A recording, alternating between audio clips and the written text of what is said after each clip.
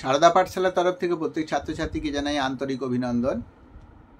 আমার এই ভিডিওয় তোমরা পাবে ক্লাস 12-এর জন্য স্ট্রং রুট নামের গল্পটি, যেটি এপিজে আব্দুল কালাম রচনা করেছেন। সেই গল্পটির বিষয়বস্তু তোমরা আজকে পাবে এবং পাশাপাশি যে সমস্ত প্রশ্নগুলো হওয়ার সম্ভাবনা, যে প্রশ্নগুলো তোমাদেরকে দেওয়া হবে বা তোমাদের পরীক্ষায় আসতে চলেছে, আমি কিন্তু এই গল্পটাকে একদিনে একটা ভিডিও শেষ করার জন্য অত্যন্ত লেন্দি করতে পারছি না। তাই আমি প্রশ্নের জায়গাগুলো তোমাদেরকে চিনিয়ে দিয়ে যাব। তোমরা ভিডিওর বিষয়বস্তু যদি শোনো, অবশ্যই তোমরা সব প্রশ্ন ওখানে চিনতে পারবে, অর্থাৎ স্ট্রং রুট থেকে দেওয়া সমস্ত প্রশ্নের উত্তর সহজেই দিতে পারবে। প্রথমেই আমি বলি, গল্পটা তো তোমরা জানো। আব্দুল কালাম মহাশয় তিনি নিজের জীবনের কিছুটা অংশ এখানে বলেছেন। তো সেই বলতে গিয়ে তিনি বলছেন যে আমি জন্মেছিলাম, আব্দুল কালাম জন্মগ্রহণ করেছিলেন কোথায় না, island town, ISLAND, island town, Rameswaram. তাহলে তাঁর জন্ম কোথায়, আমরা এখান থেকে একটা প্রশ্ন পেয়ে গেলাম। আর সেই জায়গাটা কোথায় অবস্থিত না, সেই জায়গাটা অবস্থিত হচ্ছে পূর্বতন মাদ্রাজে। কেন পূর্বতন বলা হচ্ছে না, বর্তমান দিনে মাদ্রাজ কিন্তু ভেঙে রাজ্যগুলোকে ভেঙে অনেক রাজ্য বর্ধিত করা হয়েছে। তাই কোনো কোনো রাজ্য থেকে কোনো অংশ সেই রাজ্যের বাইরে চলে গেছে, ভৌগোলিক ম্যাপটা পাল্টেছে কিছুটা। সেই জন্য পূর্বতন বলা হচ্ছে, অর্থাৎ যখন এটা মাদ্রাজের অন্তর্ভুক্ত ছিল, ওই জন্য বলা হবে আর্স্ট হোয়াইল। এটাও কিন্তু একটা প্রশ্ন, কারণ বলতেই পারে যে মাদ্রাজে জন্মগ্রহণ করেছিলেন, আবার একটা জায়গায় বলতে পারে আর্স্ট হোয়াইল মাদ্রাজ। তাহলে দুটোই যদি অপশান দেওয়া থাকে তাহলে তোমরা বুঝতে হবে কোনটা ঠিক। পূর্বতন মাদ্রাজ অর্থাৎ আর্স্ট হোয়াইল মাদ্রাজ। তারপরে তোমাদের প্রশ্ন আসতে পারে কেমন পরিবারে তিনি জন্মগ্রহণ করেছিলেন। আমরা বলবো যে তিনি জন্মগ্রহণ করেছিলেন মিডল ক্লাস ফ্যামিলিতে, মধ্যবিত্ত পরিবার, যাদের অত্যন্ত টাকা পয়সা ধন দৌলত নেই, আবার একেবারে যে দুবেলা দুমুঠো খেতে পায় না তেমনও না। তবে হ্যাঁ, তাদের অনেক সম্পত্তি ঐশ্বর্য নেই, আবার খাবার দাবারেরও অভাব হয়ে যায় যে সেরকম ব্যাপারটা নেই। তো এর মাঝামাঝি যারা, তাদেরকে আমরা মিডল ক্লাস বা মধ্যবিত্ত শ্রেণী বলি। এর পরের প্রশ্ন আসতে পারে যে আমাদের যিনি আব্দুল কালাম বাবু, তাঁর পিতার নাম কি। এখন তোমরা নামটা হয়তো সবাই জানো, কিন্তু একটা কথা খেয়াল করছো কি না জানি না, বানানটাকেও দেখে রাখা উচিত। অর্থাৎ তোমরা যদি বানান দেখে না রাখো, স্পেলিং যদি গণ্ডগোল থাকে, তোমাদের ধারণার বাইরে থাকে, তাহলে তোমরা ভাবতে পারো তো এরকম একটা স্পেলিং জাতীয় প্রশ্নও তো দিতে পারে। অর্থাৎ ধরো এই আব্দুল কালামের পিতার নাম ছিল জয়নুল আবেদিন। এই নামটার তো বানানটা খুব একটা সহজ নয়, আবার খুব শক্তও নয়। তো আমি বানানটাকে বলি বা তোমাদের স্পেলিংটা বলি, একটু শোনো। JAINULABDEEN, জয়নুল আবেদিন। তাই বানানটাকে যদি না ভালো করে দেখে রাখা হয়, ওখানে যদি আমাদের দেয়, তাহলে পরে আমরা চিহ্নিত করতে পারবো না কোনটা সঠিক স্পেলিং। পরের প্রশ্নে আমি আসি, তার বাবার শিক্ষা কত দূর। আব্দুল কালামের পিতা বা বাবা, তাঁর শিক্ষা কত দূর। এখানে বলা হয়েছে তাঁর কোনো ফর্মাল এডুকেশন নেই। ফর্মাল এডুকেশন কাকে বলে, তোমরা যেমন স্কুলে যাও, নির্দিষ্ট নিয়মাচারিতার মধ্যে দিয়ে লেখাপড়া শেখো, একে বলা হয় ফর্মাল এডুকেশন। আর আমরা দেখবে লোককে যখন জিজ্ঞাসা করে কতদূর পড়াশোনা করেছো, আমরা তখন দেখবে এই ফর্মাল এডুকেশনের হিসাবটাই দিই। কেউ যদি ক্লাস 8 পর্যন্ত পড়াশোনা করে থাকে, সে বলে আমি 8 পাস। কেউ যদি গ্র্যাজুয়েশন পর্যন্ত করে থাকে, অর্থাৎ কলেজ পাস করে থাকে, তাহলে সে বলে আমি গ্র্যাজুয়েট, এরকম বলে। কিন্তু সত্যিই কি আমরা ওইটুকু শিক্ষা নিয়ে বসে আছি, বা ওইটুকু শিক্ষাই আমাদের হয়েছে? আমাদের দৈনন্দিন জীবনে চলতে ফিরতে অনেক প্রকারের শিক্ষা, অনেক জানা অজানার পথ আমরা অতিক্রম করে এসেছি। কিন্তু এখানে ফর্মাল এডুকেশন বলা হচ্ছে, তার কোনো ফর্মাল এডুকেশন ছিল না। এরপরে বলা হচ্ছে তার বাবার ছিল এমন কি কি উপাদান, এখানে তিনি উল্লেখ করেছেন।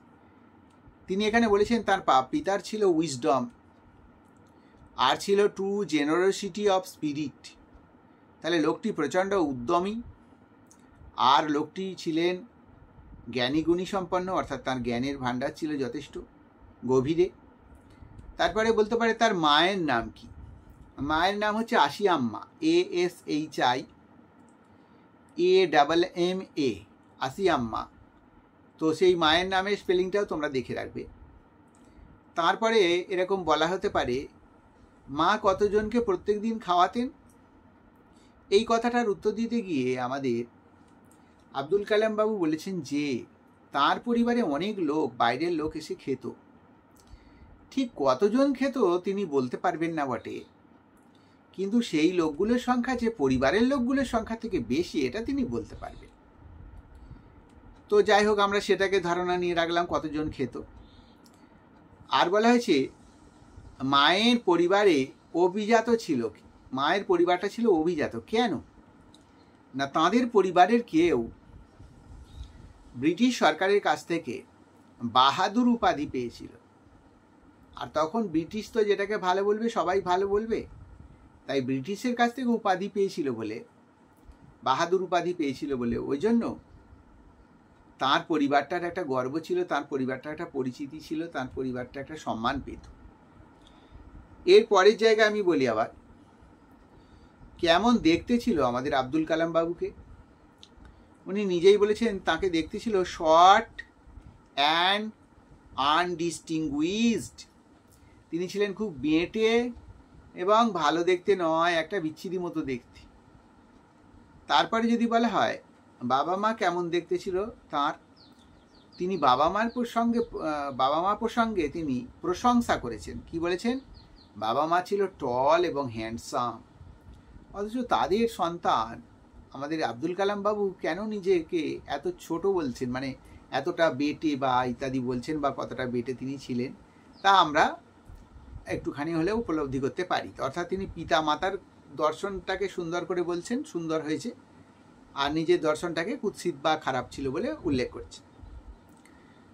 তারপরে আমরা পরের জায়গাটাকে আবার স্পর্শ করতে পারি, সেটা হচ্ছে যে পৈতৃক বাড়িতে তিনি থাকতেন। তিনি তার পৈতৃক বাড়ি মানে পিতার বাড়ি, সেখানে থাকতেন।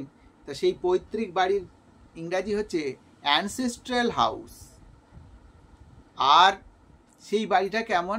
সেই বাড়িটা ছিল পরিষ্কার পরিচ্ছন্ন এবং বৃহৎ, অর্থাৎ ফেয়ারলি লার্জ, বড় বাড়ি।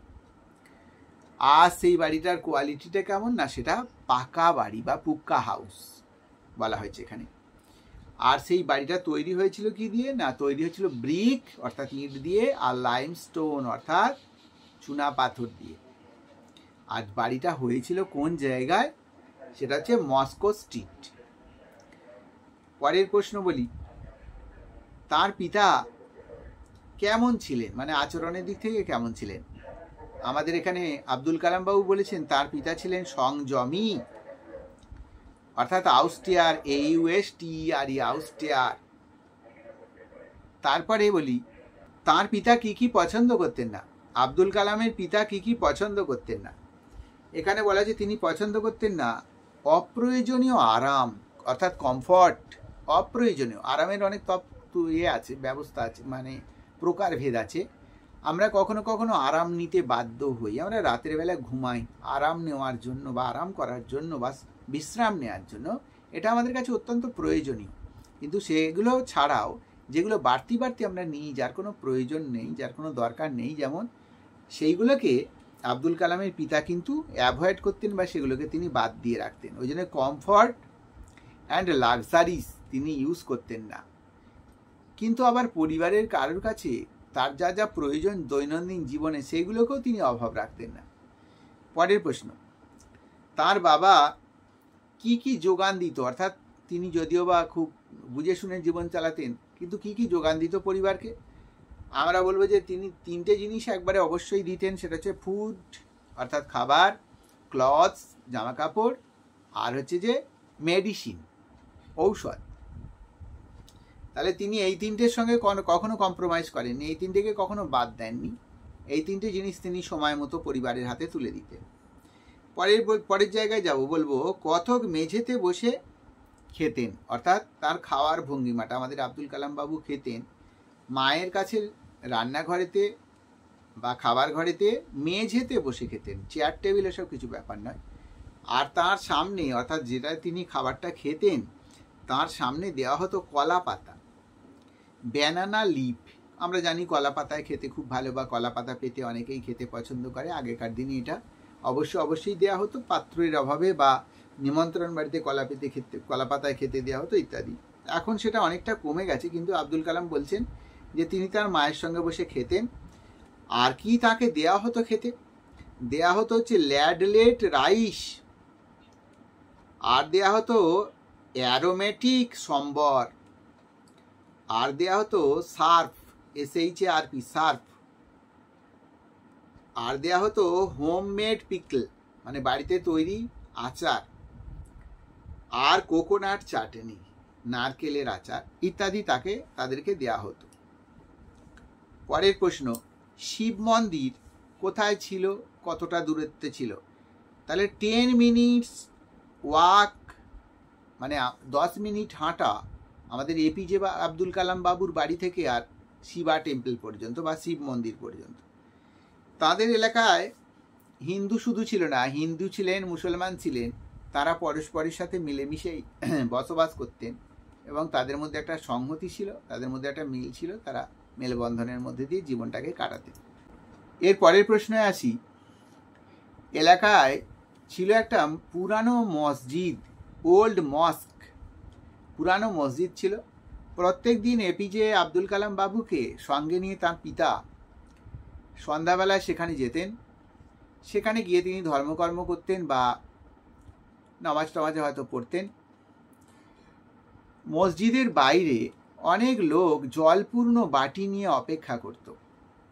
কেন না, জয়নুল আবেদিন মসজিদ থেকে বেরোনোর পর সেই যে বাটি নিয়ে অপেক্ষা করছে লোকগুলো, তাদের বাড়িতে কেউ না কেউ অসমর্থ আছে বা রোগী আছে বা অসহায় মানুষ আছে, আর তাকে দেবে বলেই কামনা করে তারা এই জলের বাটি নিয়ে অপেক্ষা করত।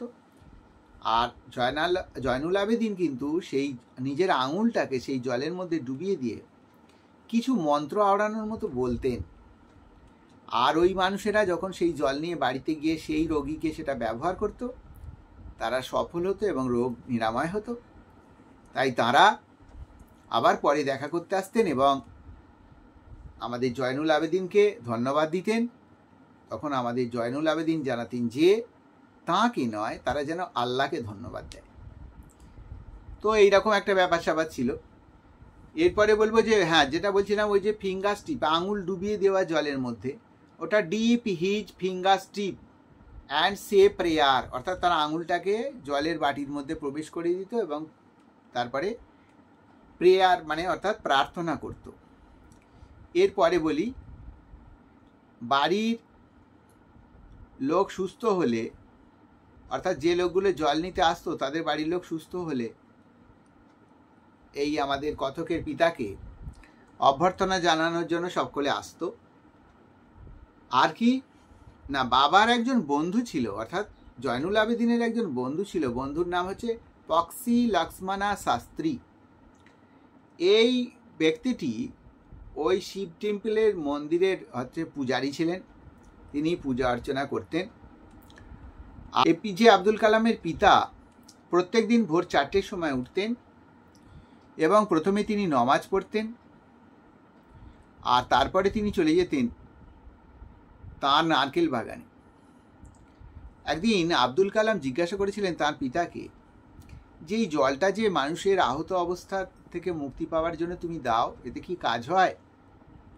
তো উনি বলেছিলেন নিশ্চয়ই কাজ হয়, নাহলে তারা আমাকে অভ্যর্থনা জানাতে আসবে কেন? তা আব্দুল কালাম জানতে চেয়েছিলেন কিভাবে এটা সম্ভব।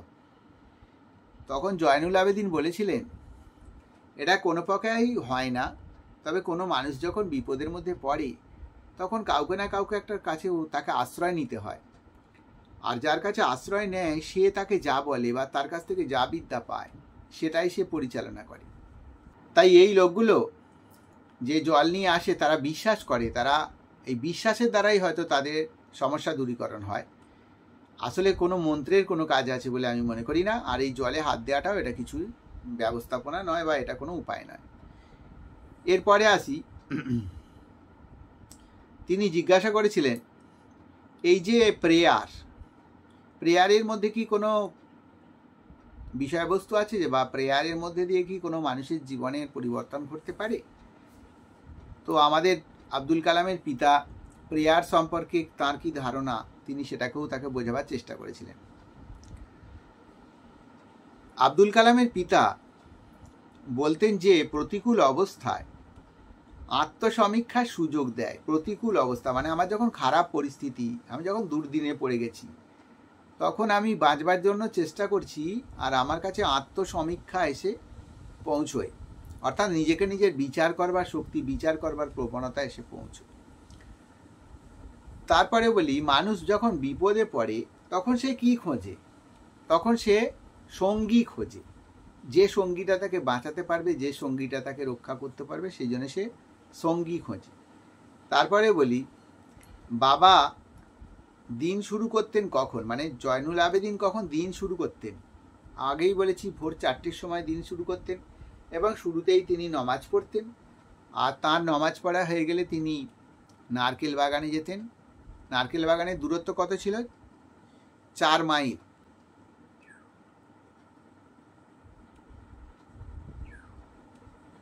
নারকেল বাগান ছিল বাড়ি থেকে 4 মাইল দূরে।